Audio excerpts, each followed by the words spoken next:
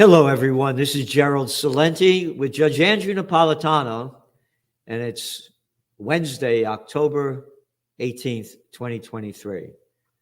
And Judge, thanks for being here. And as everybody knows, and it's very clear by their deeds, you shall know them, that no one that I know in America that knows, understands, and respects what used to be called a Bill of Rights and a Constitution than Judge Andrew Napolitano.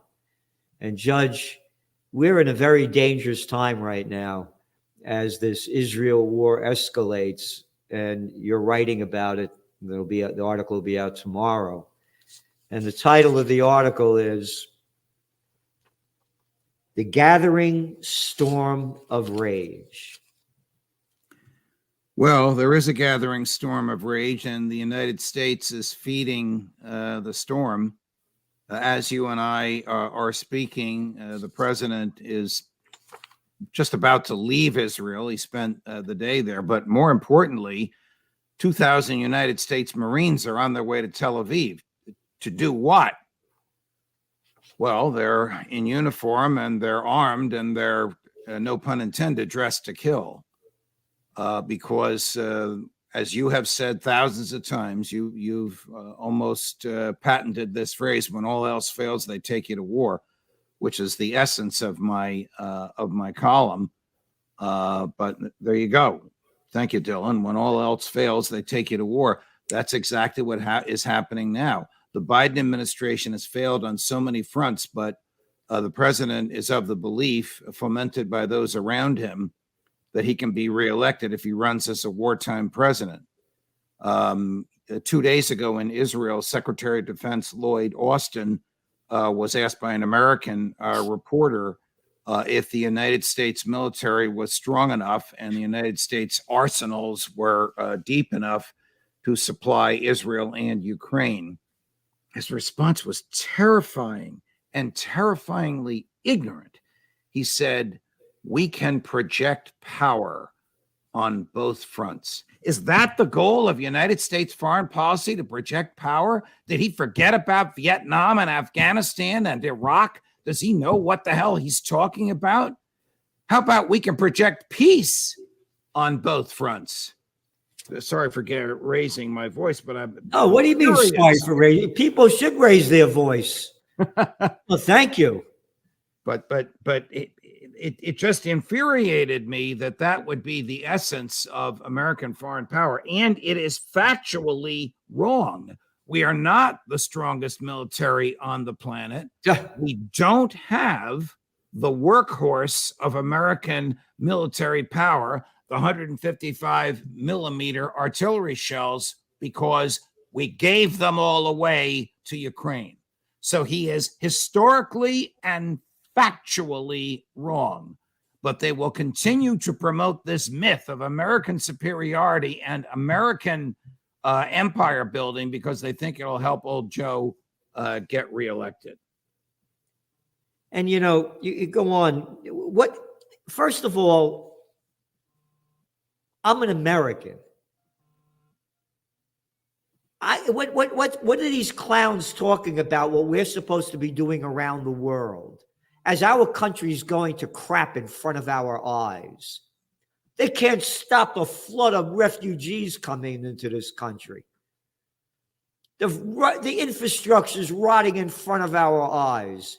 The streets are filled with homeless people. 61% of Americans are living paycheck to paycheck. And trillions of dollars go to the military-industrial complex. Again, as I make this clear to everybody, I am totally opposed to what's going on in Israel. And I am not an anti-Semite. 3 of my last 4 girlfriends were Jewish. My best friends are Jewish. And get this in your head, everybody. The people that are running Israel are not Semites. The Palestinians are Semites. The people running Israel are Ashkenazi Jews from the Khazars back in Eastern Europe. They are not Semites. So let's get this straight. And then you talked about that guy Netanyahu in your article over here. And as I say, when all else fails, they take you to war. People forget. Week after week after week, month after month after month, 39 weeks in a row, the people in Israel were taking to the streets in protest of Netanyahu's Judicial Reform Act that took the power away from the courts and gave it to the politicians so he wouldn't be brought up on, go to the court because he's being brought up on charges. Bribery charges. And I think that Netanyahu is at the end of his rope, which is one of the reasons he'll want to extend this war, because the Israelis will not change governments in the middle of a war. exactly. But the blame on him and his government is widespread. The personal disgust with him as an Israeli leader is widespread. The understanding that the attack was either Israeli incompetence or Netanyahu indifference is widespread. It's hard for me to believe, and I get this from all my sources. I'm not just getting it from reading the New York Times. It's hard for me to believe that he survives beyond a month or so after the war. So he'll want to extend the war so that time doesn't come. And you're right here. Gaza became an open-air concentration camp, doomed to poverty and cultural repression. The West Bank, meanwhile, keeps shrinking as the Israeli government keeps encouraging and funding illegal Israeli settlements on land that the Palestinians have believed, because Israeli governments told them, was theirs. So we all know the history. I mean, the Zionist militias just wiped out the Palestinian society in Palestine and pushed the Palestinians to the west in Gaza and to the east on the West Bank. West Bank means the west border of the Jordan River, but it's the east of Israel. Rather than amalgamating everybody into a democratic society where rights are equal and protected and recognized by the government, they created an apartheid. And the apartheid consisted of a suppression of the Palestinians in the West Bank and in Gaza. And then as Arafat and the Palestinian Liberation Organization came along and began to attract a lot of people, even some rational Israelis, Netanyahu decided he had to create a division amongst the Palestinians. And so the Israeli government found this group Hamas, a small unknown political group, gave it money, gave it encouragement. And then when Hamas was elected to take over the Gaza Strip, the Israelis did their best to destroy it. And the reaction to those efforts was last weekend. It's barbaric. I don't condone it, but it's not without it's without justification, but it's not without explanation. I mean, there's just so much here. Again, as you well know, the stealing of land is in violation of the Geneva Conventions and the United Nations. And Israel is totally in violation of it, but yet we have to keep supporting their stealing of land under the name of settlements. And that guy Herzog, who's their president, said God gave them this land. Oh, wait a minute. What if their God is a different God than your God? Oh, no. You have to only believe in our God, and our God said we could steal this land. And you are an anti-Semite, and you hate Jews because you don't believe in our God, and we can steal anybody's land that we want. Well, one of Bibi Netanyahu's cabinet members last week referred to the Palestinians as a subhuman race. That, of course, is reminiscent of Germany in 1933 saying that about the Jews, the Nuremberg laws. I mean, that is a behavior in a governmental official that is reprehensible and can't claim to be a democracy at all, because it doesn't have respect for individual human rights. The Israeli government, I'm not talking about the Jewish people, the Israeli governments have never respected the rights of the Palestinians. Israel is a member of the UN. The UN has declared that the Palestinians have a right to become a government. Israel would never allow the Palestinians to become a government, because then they'll have a claim to the land that was stolen from them. Well, let's go back to another Netanyahu crime when they passed the nation state law back in 2018.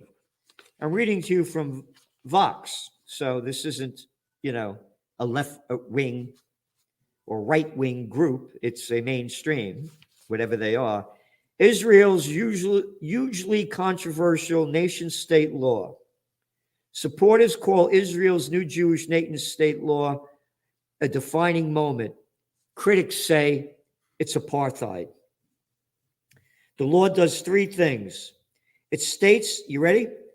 There's a quote, the right to exercise national self-determination in Israel, quote, is unique to the Jewish people. So the 20% of the Arabs that live there, they're not equal. Correct. In the minds of the Israeli government, what you said is correct. Again, it establishes, quote, Jewish settlements as a national value.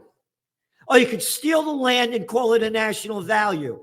Now you saw what happened with the bombing of the hospital in Gaza. And now they're blaming Hamas for doing it. A rocket misfired and hit it. Yeah. How that's for a bunch of bullshit. Yep. So let's turn this around now. Let's suppose that the people in Gaza are Jewish.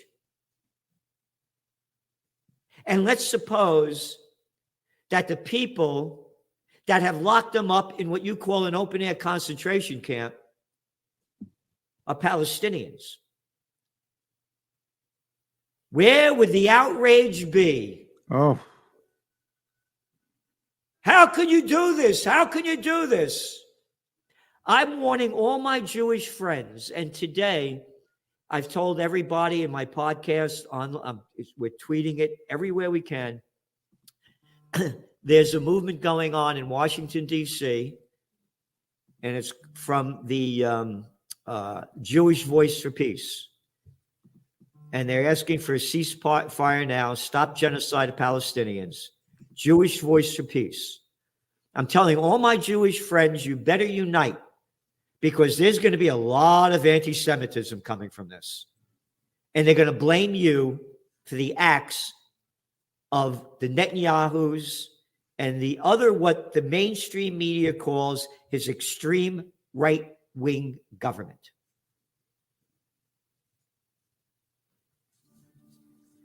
I want to read to you, this judge is when the Trends Journal used to be a quarterly.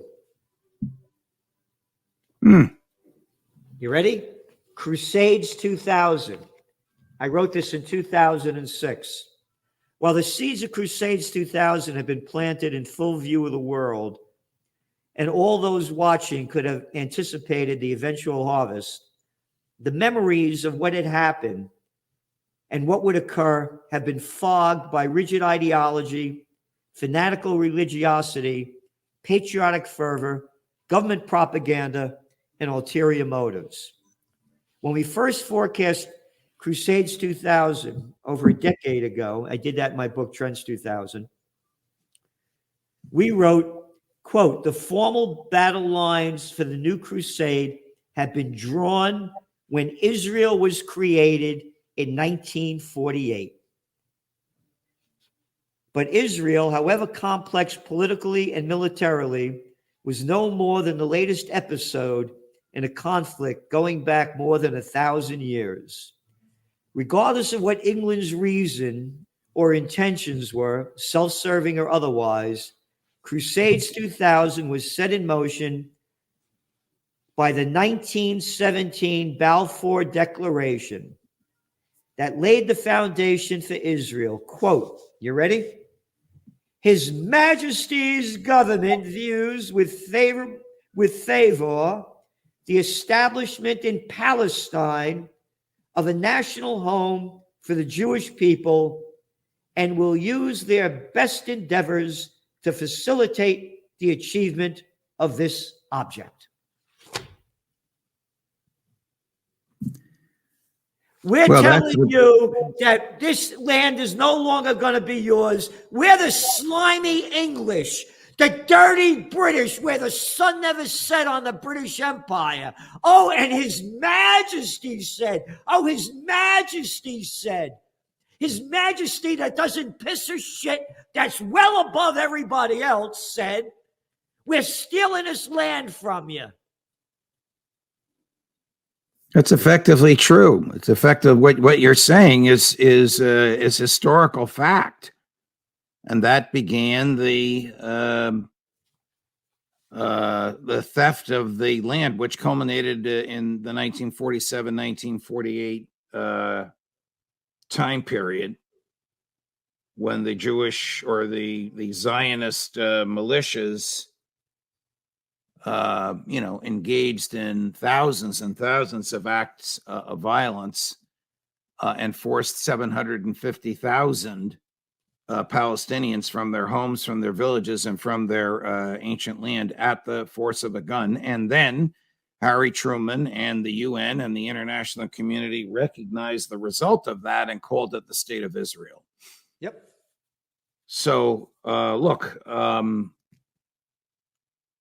the problem here is America's blind support for Israeli governments, notwithstanding what they have done to America and notwithstanding the negative effect of that support. Shortly before he left for Israel, President Biden floated with Democratic leadership a bill which would appropriate $100 billion to be split between Ukraine and Israel. This is absolutely insane. We have given Ukraine $113 billion already. They're within weeks of being crushed. We give Israel $4 billion a year already. Their army is mainly reservists who are not equipped and not trained to engage in guerrilla warfare. This kind of involvement will end up with American Marines getting slaughtered in the streets of Gaza. And that's not going to give Joe a second term. That will end his first term pretty quickly. You know, you go on in writing your article. You know, this is a great article. Everybody has to read it. You said, instead of negotiating or even spending for peace, the U.S. has encouraged, and you were saying, and paid for wars. Instead of using its enormous economic might to facilitate prosperity. Again, you said it before, the U.S. is quoting U.S. Secretary of Defense Lloyd Austin, quote, projected power on both fronts, meaning in the Middle East and Ukraine. Power, it has, as you said, it has projected and caused the death and destruction, just as the United States did with its, quote, power in Vietnam, Afghanistan, and Iraq. And here we go again. Right. I want to make this clear to everybody. We have been forecasting this was going to happen. One of the top trends for 2023, it's there for everybody that can read. This came out in January 3rd of this year. Top trend 2023, Middle East meltdown. We warned that this was going to happen, and it was going to escalate with the new Netanyahu government. Then, week after week, month after month, since this government came into place, we've been writing articles of what was going on and the destruction that they were causing and all the killings. These are just some of the articles from just since the Netanyahu government came in late December of last year. So this is from June 20th, Trends Journal. We remind Trends Journal subscribers that the 1967 Six-Day War, Israel invaded and seized Palestinian territories of the West Bank, East Jerusalem, Gaza Strip, and the Syrian Golan Heights. You mentioned how many they expelled when they came in 1947, 48.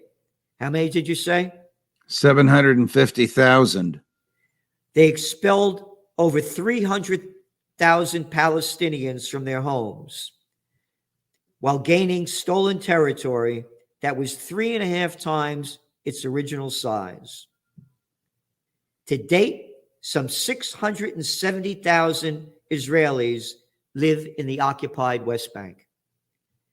Israeli settlements are illegal under international law. They violate Article 49 of the Fourth Geneva Convention of 1949, which states, quote, "The occupying power shall not deport or transfer parts of its own civilian population into the territory it occupies."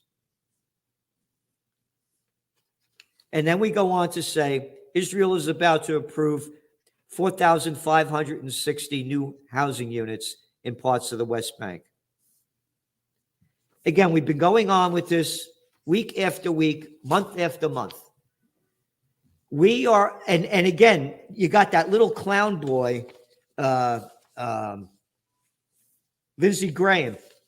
He goes on to say that he declared the Israeli war, quote, "a religious war," and urged Israeli military to attack Gaza, quote, "and do whatever the hell you have to do to level the place." That's a war crime. And it's a religious war. Hey, why the hell am I involved in your religious war? Why am I involved in why are you stealing my money to kill people in a religious war? And I only have to believe in your religion? That's right. If you don't believe in my religion, you should go to hell, because that's the word he uses. He said, whatever the hell you can do to level the place. 2.3 million civilians, half of them children, locked up in a concentration camp for 17 years, and he says, hell, level them, destroy them. Right. Well, that's not untypical of the neocon attitude. Although he's a prince of the neocons, it's not untypical of their attitude. The president is a little bit more moderate, but he's certainly closer to them than he is to us. Well, Biden said it's a U.S. obligation, an obligation to be involved in wars in Israel and Ukraine. Correct. He did say that. It's not my obligation. No, he can't. It's indefensible, that statement. And I think most people know that, except the warmongers who are looking for every opportunity to shed somebody else's blood. And Lindsey Graham, as I said, is the prince among them. And a little boy that couldn't fight his way out of a paper bag, like little Marco Rubio or Chucky Schumer, all these little warmongers. Anyway, there's an article in Paul Craig Roberts. People go look, read. This guy's great, what he wrote. And it's called Rushing into Catastrophe.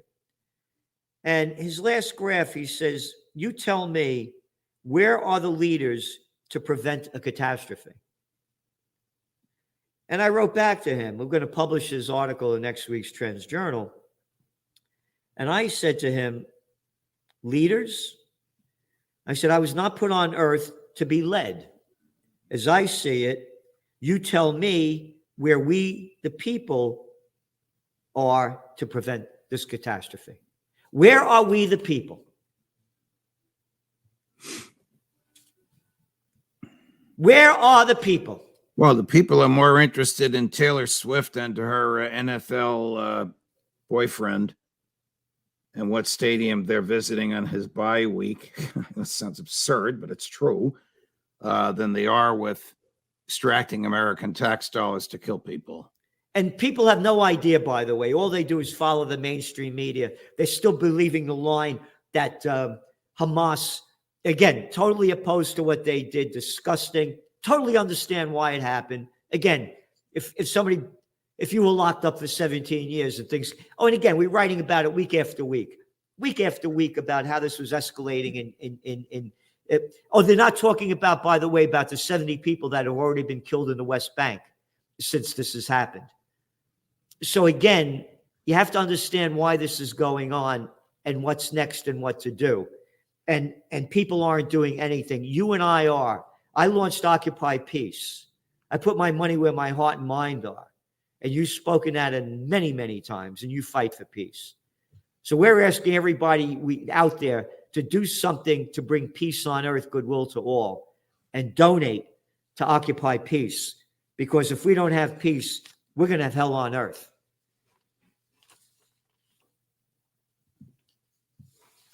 So that's the way I see it. Hopefully this message will spread. You and I do our best. Our colleagues, Scott Ritter, Colonel McGregor and company do their best as well. Oh, I lost my train of thought about how they said that in teaching the average person about to love Israel and to hate everybody else, with the lie that they had that Hamas cut off the heads of all these 50 children.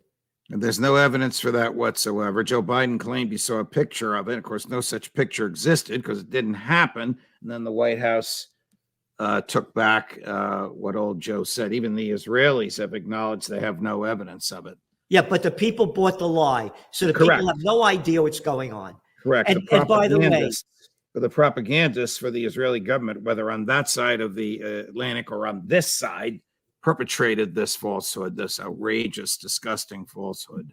And they did the same thing when Bush Sr. invaded Kuwait. They were saying that the Iraqi soldiers were going into hospitals, throwing babies out of incubators and stabbing them? Yes, I remember those allegations, not one of which could be supported. And you know who the one was saying it in front of Congress? The woman who said she was an actress. And her father was a Kuwaiti ambassador. I don't know who that is. Yeah, that was what was going on. But the people have no idea. They're swallowing the crap spewing out of the mouth of the prostitutes, the media whores who get paid to put out by their corporate pimps and their government whoremasters. Look what's going. You go to Fox, you go to the New York Post. It's love Israel, hate everybody else. Correct. And this was an article last week from CNN. Israel begins, quote, a complete siege of Gaza. Oh, great. It's fine. You can do anything you want. So what do you suggest we do, Judge? Just what you and I are doing. Pounding away at the true facts and exposing the harm to American freedom of continued involvement in these wars. Government loves war. It enriches its military-industrial complex. It cows the public. It lets them raise taxes. It lets them suppress freedom.